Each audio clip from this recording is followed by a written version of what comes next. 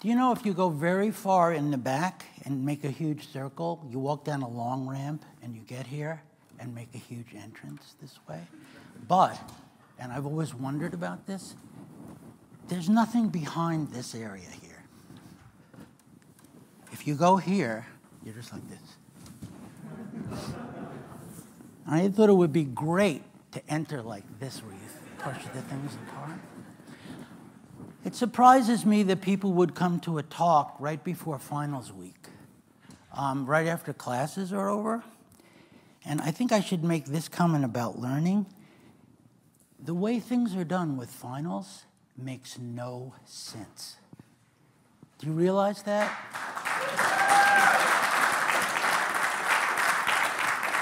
And before you applaud, you should realize that you've done nothing about that. Okay? You are the financial base of these courses. You pay the money. And if I were you, if you wanted to really be judged on your best work, I would demand that exams, if you have to take them, I've never given one, that demands that exams would be given during the semester at a regular basis, and then 1 week before you'd be done, but it would be illegal for faculty to give exams 1 week before. And then in the last 2 classes, you would talk about what you learned and how it will benefit you going forward. That would be sensible. If you're interested in learning. Okay, this is a talk on cognitive development with an emphasis on ethics. You know, funny thing here, there's a cord that makes you trip if you try to move.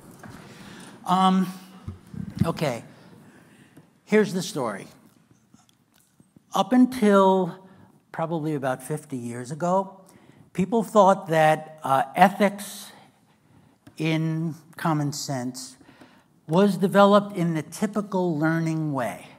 And the processes involved in that are usually called imitation,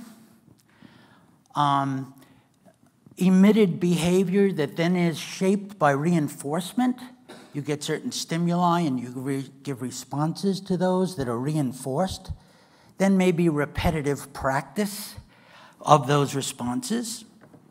And all of this would build on and would be supported by certain hardwired motivational tendencies in people. And then a group of researchers, they don't really deserve the name researchers, observational people, Piaget, Kohlberg, people of that. You know, when I taught at UMass Boston for a while, I gave an exam on Piaget, not an exam, a paper, and I kept finding P-I-J in it, which I thought was an institute, because I never write on the board or anything like that. And I'm thinking, what the hell did I miss in the readings? You know, it's P-I-J, but it's Piaget. It's a French name, Belgian, actually. And what was revealed by the observational studies done, looking at children, usually about the age of 6 or 7, was that children are like little explorers. They're best understood that way. And as scientists who build theories to explain their observations, they're trying to observe carefully, to ask questions, not only to gain knowledge, but to help them figure out problems that they have and develop logics for dealing with those problems to make it more efficient. And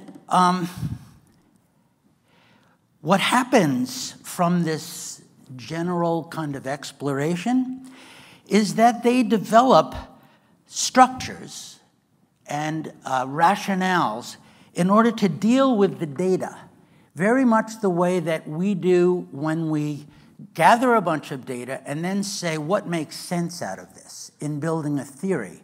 They implicitly build things that are like theories.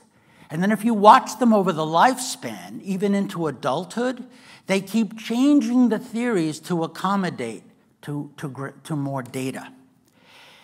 And the interesting part about that is that if you try to teach them anything, it gets filtered through their system. And you might say incredibly distorted. What counts as a stimulus and what counts as a reinforcement depends on what the system values. I have a bunch of anecdotes which I'll skip because this is supposed to be a short thing. But this I remember very clearly when I was in religious education in elementary school and what you call middle school. And we were brought in, we were not well behaved in these religious education things. So once they brought in the priest, who was really supposed to be like a tough guy, and he thought he'd appeal to us. And so to appeal to us, he tried to talk about someone he thought was popular.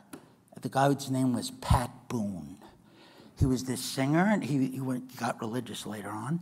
And he had several hits, but it turns out we no longer interpreted him as an in figure. It would be the worst thing in the world to be compared to Pat Boone. If you wore white shoes, which everyone wore because of Pat Boone, you'd be in very big trouble. And so when he started talking about Pat Boone, all we were thinking of, this is even worse than the religious education instructors, right? And we just got more wild. Why? Because it was interpreted through a certain system of norms and values, which changed its actual meaning to us and its reinforcement power. The two most important features of this system is that you learn in terms of them, in part. Everything's mediated that comes in through the system features. And last, you can't really understand anything that goes beyond the system's capacity. An example would be this. If you take someone at a certain point in their development, which some have called stage 2, and you say this to them, you should always act in a way that you would choose to be acted upon. Treat people the way you would like to be treated, something like that. They'll immediately say, oh, I get it. And you say, well, what did I say? And they'll say, you mean, like if someone treats you bad, you get them for it. Okay? An eye for an eye, a tooth for a tooth. And I said, well, sort of like that, but listen to exactly what I'm saying. Treat them the way you would wish to be treated. And then you could add, the way you would ideally wish to be treated. Right? And they say, I get it, totally. If they treat you, bad, you get them for it. Okay? That's what I mean by it limits your capacity to learn. They hear it in those terms. And if you've been in discussion with people with political ideologies who structure their understanding by the ideology, you'll understand what I mean, right? If a liberal talks to a conservative, it comes out a certain way and the other way back. I find more prejudice in liberals that I'm surrounded by than conservatives. I'm an anarchist, so I'm not actually part of that game.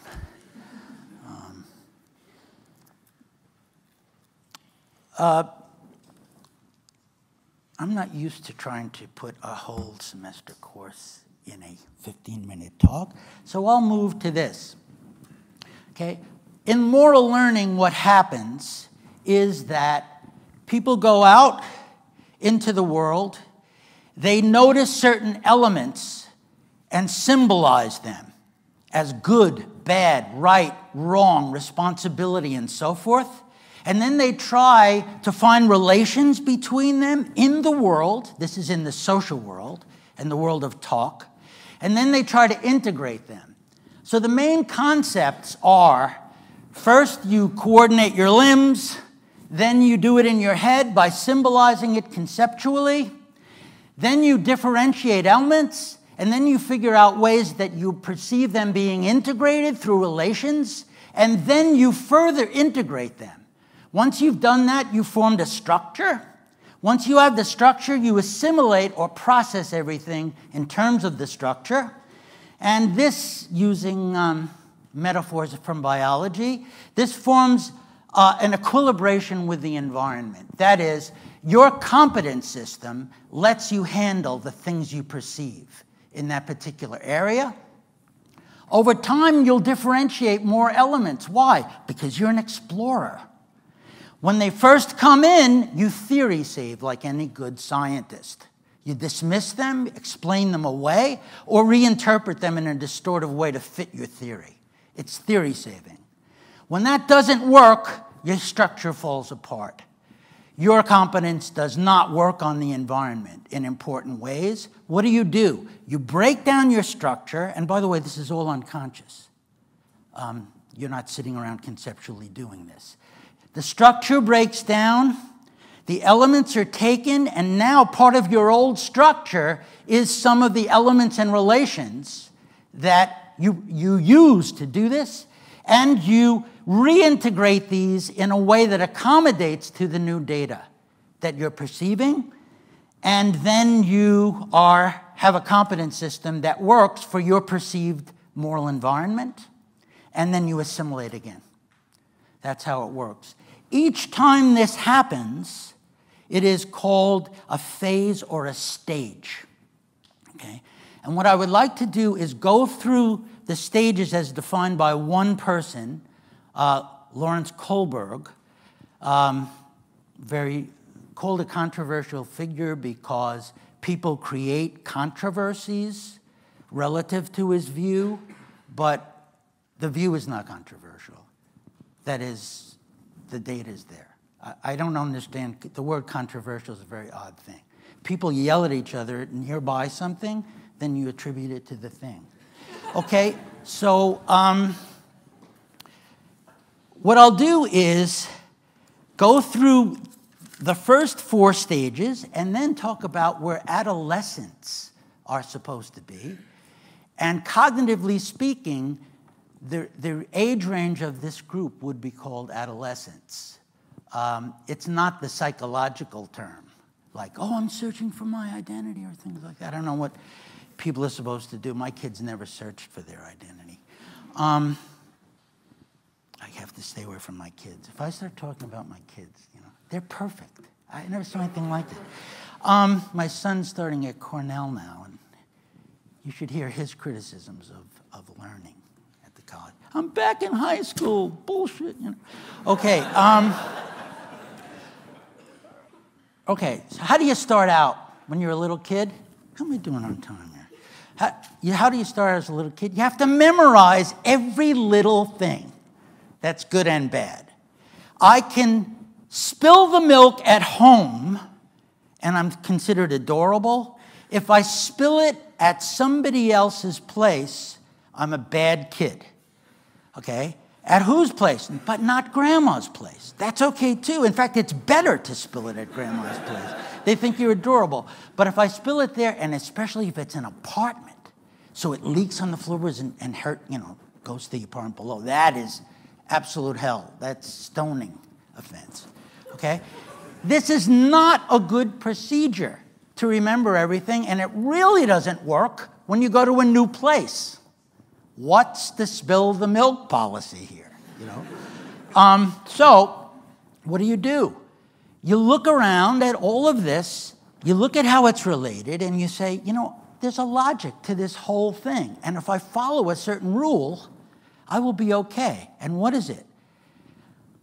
Obey rules backed by authority. Okay? That is, if you get little kids to talk about what they're doing, they won't say that, but everything fits that way of thinking. Why shouldn't you go into the cookie jar? Because mommy will catch me. How do you know mommy will catch me? Because a bad thing shows. See, it's okay if you do it and you don't rearrange anything on the counter and you don't break anything. and you don't leave crumbs. Then it's right, incidentally. Okay? But if you cause damage to persons or property, you're in big trouble. Watch a kid playing with another kid who then gets angry and they start fighting. And the kid's grabbing them, he's turning their wrist. If he sees a red mark on the wrist, uh-oh. He starts petting the kid. Oh, you're okay, you're okay. Pulls the shirt sleeve down, right? Why? Because that's evidence. Damage. The power will come in. Why do you obey? Because you're thinking this is an authority in morality? No. Because it has power. Meaning what? A ladder can have power. You have to obey the ladder. A stove can have power if it's the burner's on. You obey the stove. You don't limit it to people. Things that have power over you can scold you, and you try to stay away. It's quite mindless in that way. What happens? An interesting thing happens. You discover that you have power too. For example, at a restaurant, you can hold your breath and lie on the floor, and you can get your parents to do things. Okay? That's an interesting fact. You could not go to bed. Right? They make you go to bed. You just lie on the floor, make them drag you around, right? You make sounds from the bedroom, start playing music, whatever the hell it is. They come after you. They have some power, but you have some power too. Okay? Then you develop the first real ethic. And what's the first real ethic? Pursue your interests as much as you can, realizing that other people are pursuing those, including the rule makers. When they say something like, it's time for bed, there's no time for bed in the universe. It's time for bed means I want you asleep so we can talk. Okay? And what does that mean? The ethics is pursue your interest, let them, and make deals. Is that cool? Go to sleep if you read me a bedtime story, right? It's all deals and negotiation. Look, I'm sick of this. I'm the mother, and I'm not going to deal with this. Oh, yeah? Okay. It looks like power's being exerted back to stage one, I'll just quietly go to sleep. But next time, I'll remind you of that. Okay? Then there's another discovery. And what's the discovery? Pursuing your interests doesn't quite work if, in general, if you don't take into account relationships and groups. Okay? In your family, you can make certain deals, but with your peers in a large group, you can't. They won't make that deal. So now what do? I think in terms of groups, differentiating the groups, and there are just three basically: my family, my friends, and class, school for a kid usually, and how things work there. And all I have to do is play a role. This becomes really simple. What is it? The good classmate, the best friend forever, and the good little girl or boy. That's it. I just find out what that's like, and then I just act that way. There's a bigger discovery at stage 3, and that is not only do people have interests, but you can take their perspective and feel their interests from inside. This is what causes you to have, for the first time, feelings for another person. You notice when kids are young, if they have a stick, they'll break their toys, and then they'll hit you on the head too, right? If a new adult comes in, they grab the adult by the hand and drag them over to some place to play with them. They're not too keen on what the adult feels or thinks. They'd only later know they have something in there, like me. But here, you can actually take their perspective. Cognitive role-taking. And when you ask a kid what that is, they actually draw it on the blackboard. If you have a 10-year-old kid, they'll run over, well, maybe younger, and they have two heads, two stick figures, and then they draw an arrow, just like that. Your head goes into their head. You see what it's like, and then you go back. 2 arrows like that. That's role-taking. very concrete. To make a longer story shorter than the longest story, the next stage is stage 4, and that is considered the stage of total equilibration. That is, you're trying to be competent, but you only perceive part of the moral environment.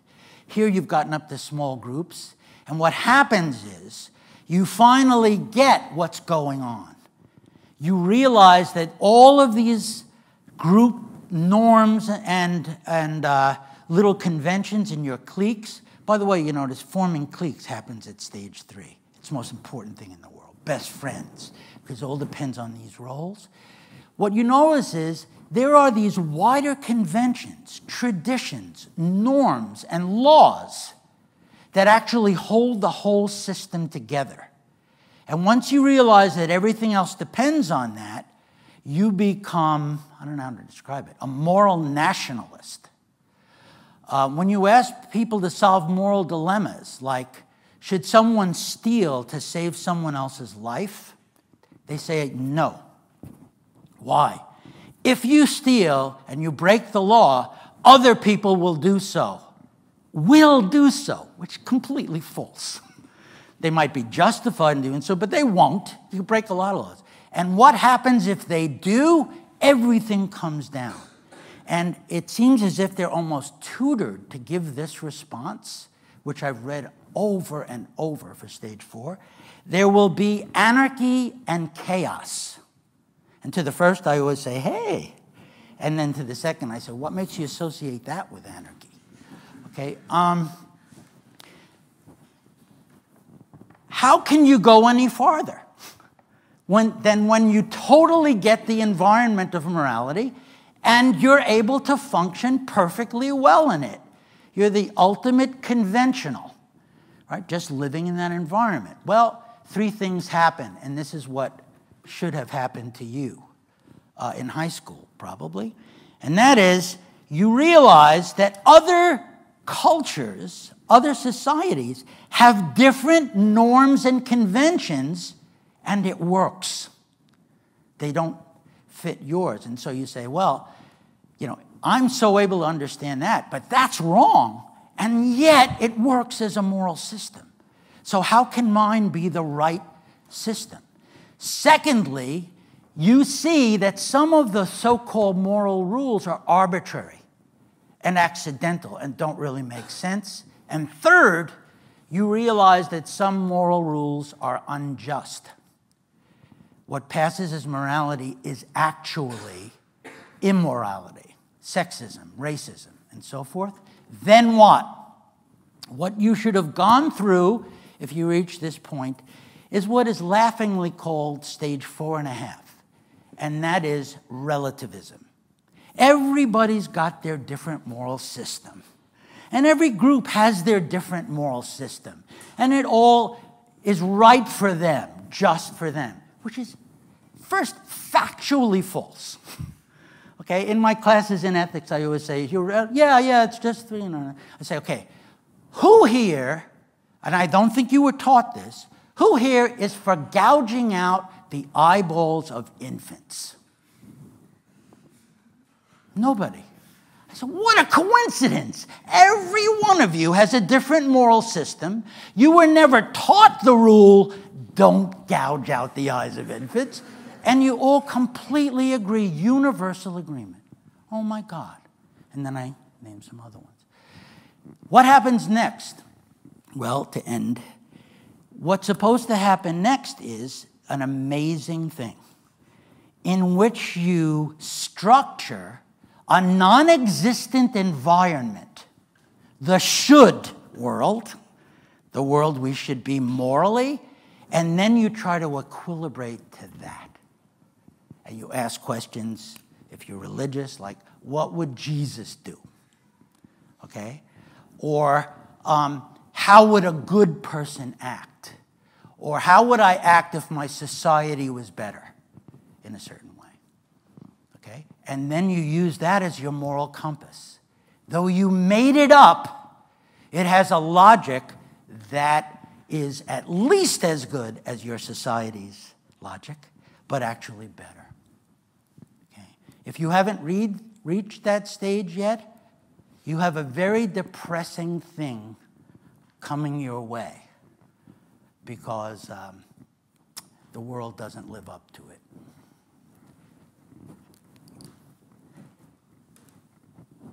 And with that, he quietly fades into the past.